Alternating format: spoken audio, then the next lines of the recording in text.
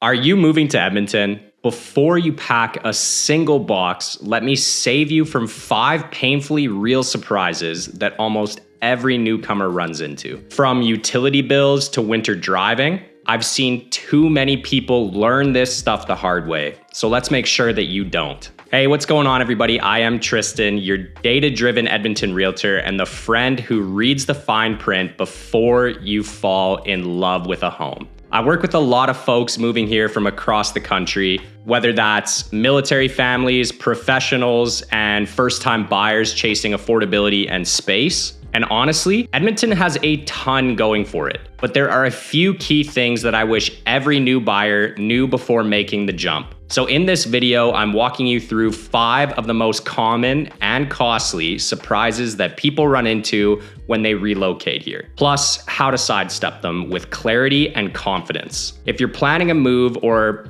even just Edmonton curious, stay with me until the end. And if you find this helpful, hit that subscribe button. This channel is here to make real estate make sense. Mistake number 1 hits fast and usually shows up in your first utility bill. Let's talk about how winter quietly reshapes your monthly budget. Most relocation guides skip this part. Edmonton's weather doesn't just test your jacket, it reshapes your monthly budget. The cold isn't the main issue, it's what it costs to adapt to it. If you're coming from a milder climate like southern BC or Ontario, winter utility bills can hit hard. EPCOR's 2024 data shows that detached homes with poor insulation can rack up $300 to $400 a month in heating costs between December and February. Even energy efficient homes still average $200 to $250 a month. Vaulted ceilings or unfinished basements only make it worse by leaking heat. And that's why I always advise my clients to ask for the sellers to forward a copy of their utility bills. It's one of the easiest ways to avoid costly surprises before closing. And it doesn't stop at utilities. Many homes built between 1990 and 2005 will still have original furnaces. Expect $150 to $300 annually for maintenance and up to $7,500 if you need a replacement. Smart thermostats and zoning upgrades can add another $300 to $800, and they're not luxuries here. They're almost essentials. And your car is likely gonna need some upgrades too. Winter tires, which are around $800 to $1,200, a remote starter, and a block heater, they're not really too optional. They're survival tools when temperatures drop below -25. Skip them and you could end up stranded with a dead battery before your first Edmonton commute. Garages matter more than most buyers expect. An uninsulated or unheated garage can put plumbing and vehicles at risk, while adding heat and insulation post-purchase can cost between $4,000 to $8,000. That is a number that's worth factoring in before you get emotionally attached to a listing. The bottom line is Edmonton homes offer great value, but true affordability means planning for comfort through 5 months of snow, ice, and -30-degree wind chills. Understand the real costs, not just the sticker price. Mistake number 2 is trusting Google Maps just a little bit too much. Because in Edmonton, 20 minutes away doesn't always mean what you think it does. When you're new to Edmonton, it's easy to look at a map and think everything is 20 minutes away. And sure, on a quiet Sunday in July, maybe that's true. But day to day, between winter roads, school zones, LRT construction, and collision delays, that 20-minute estimate can stretch to 35 to even 45 minutes, especially during peak hours. The reason? It's because Edmonton is massive, over 765 square kilometers, making it one of Canada's largest cities by land area. For comparison, Calgary covers similar ground but serves over 300,000 more people, meaning its infrastructure is denser and more centralized. Edmonton's sprawl means longer distances between new communities and the downtown core, especially if you're buying in Windermere, Chappelle, or Seacourt, where new builds are booming. And then comes winter. Edmonton averages 123 centimeters of snow each year, with icy conditions lasting 5 to 6 months. Snow removal prioritizes main roads first, which means many neighborhoods stay rutted and icy for days. In subdivisions with cul-de-sacs, curved roads, or low lighting, even short drives become slow and risky. Add in school zones, photo radar, and constant construction, like on the Yellowhead, your quick drive becomes anything but. Even the Anthony Henday, the city's ring road, sees 15% of all major traffic collisions in Edmonton. Many of them are weather related. There's also no inner city freeway grid like you'll find in the GTA or Calgary. Instead, cross-city travel often means 15 to 20 plus traffic lights, and in some areas, railway crossings. That can easily add 10 extra minutes to your trip. All of this adds up.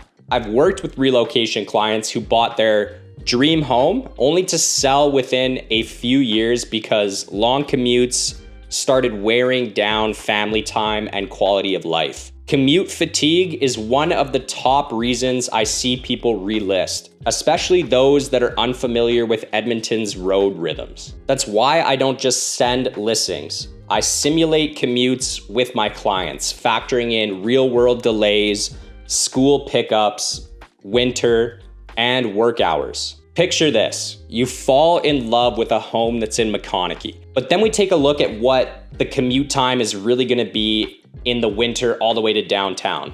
Could be as long as 47 minutes each way. And then compare that to a different neighborhood such as Park Allen. Might be a smaller home, but now you're just 15 minutes year round in order to get to work every day, and your kids don't even need to take a bus to get to school. That's over 5 hours saved per week in the car alone. And these are the types of things that a lot of people forget to factor into the equation. Do you want to be spending more time in the car, or would you rather spend that time at home with the family? It's not as easy as just pulling up Google Maps and typing in a couple addresses. You need to factor in these different scenarios to see what it will really be like as the different seasons hit here. Mistake number 3 is buying with your heart and forgetting the resale value. If you're relocating to Edmonton and plan to stay for just a few years, maybe 2 to 5, it's crucial to think like a future seller before you buy.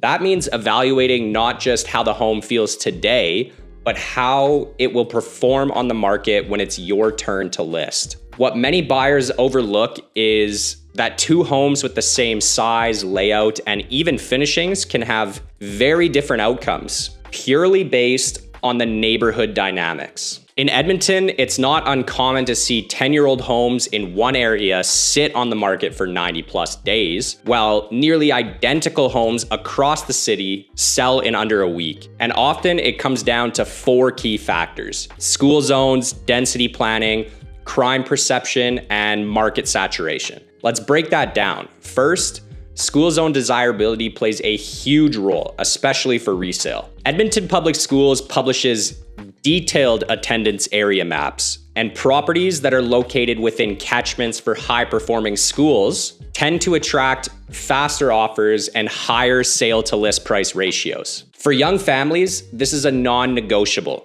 Even for investors or child-free buyers, being in a strong school zone improves resale momentum. Second is the proximity to multifamily housing, like rental apartments or stacked townhomes. While density is essential to healthy urban growth, many single-family homebuyers prefer a buffer, especially in newer suburbs. Neighborhoods that maintain a higher ratio of detached homes, like Glen Ridding, Keswick, they tend to hold their resale value better than those where single-family homes are tightly intermixed with high-density complexes. Crime perception, not necessarily actual crime, also shapes buyer decisions. Tools like the Edmonton Police Service's Neighborhood Crime Map offer transparency, but buyer sentiment often outweighs that raw data. A neighborhood with a visible police presence or nearby correctional facility, even if statistically safe, can still experience slower resale cycles due to the perception alone.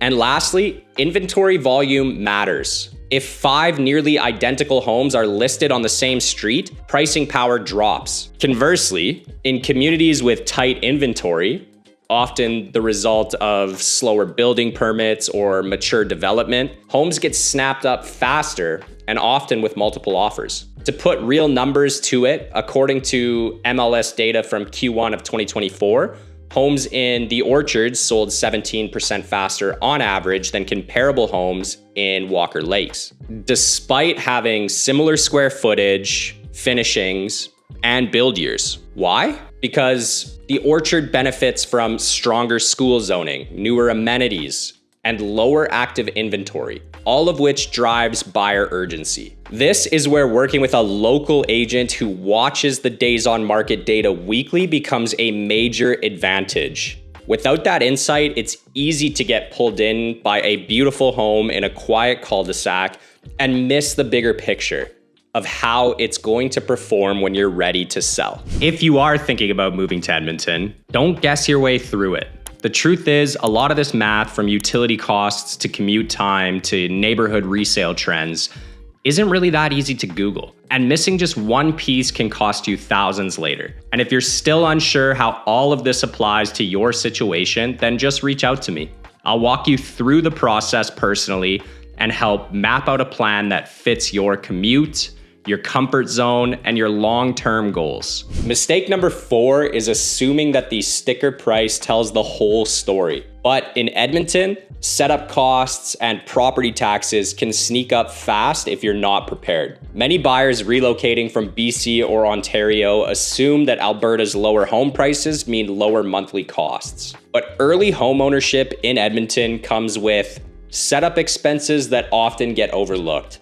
Let's start with utilities. Alberta's deregulated market allows you to choose providers, but setup fees vary and they can add up fast. First month utility bills in detached homes during winter often hit $600 to $750 a month, and that's based on EPCOR and ATCO's 2024 rate data. This includes electricity and gas delivery charges, which is often higher than the energy itself, city water and drainage fees, which could run $100 to $150 per month, one-time setup and meter deposit fees, which is anywhere from $50 to $200 per service. And if you're buying a new build or a vacant home, you may also face connection or reactivation charges for water, gas, and power. Then there's property tax. Alberta has no provincial sales tax, but Edmonton's municipal taxes are higher than many expect. In 2024, the residential mill rate was 9.54. So a $500,000 home pays around $4,700 per year in property tax. Homes in areas like Secord or Uplands can exceed $5,500 or even $6,000 a year, depending on lot size. These cover amenities like rinks, lakes, or clubhouses, but they're often missed up front in budget planning. You'll also need to account for snow removal, garbage bin fees, and in some newer developments, private waste collection. Bottom line is that Edmonton is affordable if you plan for the full picture. Underestimating these early costs can lead to some financial stress during what should be a smooth transition. Mistake number 5 is assuming every move-in ready home has the basics. Surprisingly, many Edmonton homes, even new ones, don't come with features that buyers usually expect. Central air conditioning, finished basements, fencing, or a double garage. Builders often skip these upgrades to keep the base price competitive in hot markets like Chappelle, McConaughey, or Glenriddick. Central air conditioning typically costs between $4,000 and $7,000 for purchase and installation in Edmonton, averaging around $5,500 for a mid-size central system per local HVAC estimates. Basement finishing runs approximately $30 to $75 per square foot. That translates to about $20,000 to $30,000 for a standard 700 to 1,000 square foot family basement. And that's finished with basic materials, or more with added bathrooms, higher end finishes. Building a detached double garage is even more expensive, rising to $18,000 all the way up to $45,000, depending on size, materials, and permits. Site prep and electrical work can further increase these costs. Fencing your property is another often underestimated line item.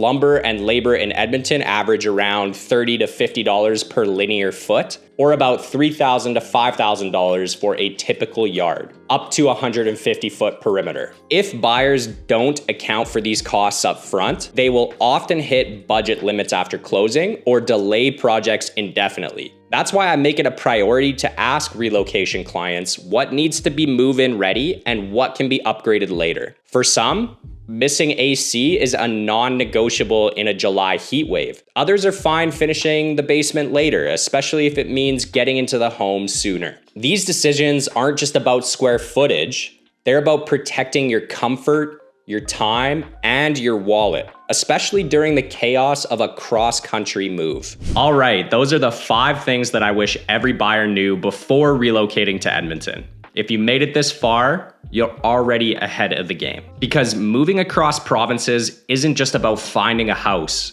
It's about planning for comfort, cost, and long-term value before you pack a single box. Whether it's hidden commute time, heating bills that spike in January, or that missing garage you thought was standard. These are the real-world details that make the difference between a smooth landing and a stressful first year. And if you want a side-by-side breakdown of how Edmonton stacks up financially against other major cities, especially Toronto, I've got you covered. Check out my video on the true cost of living in Edmonton versus Toronto right here. It dives deep into housing, transit, utilities, and how far your money actually goes in both markets. If this helped you see the bigger picture, hit that subscribe button. I post weekly videos to help you make smarter, calmer, more informed real estate decisions without all of the hype. Thank you for watching, and I will see you in the next one.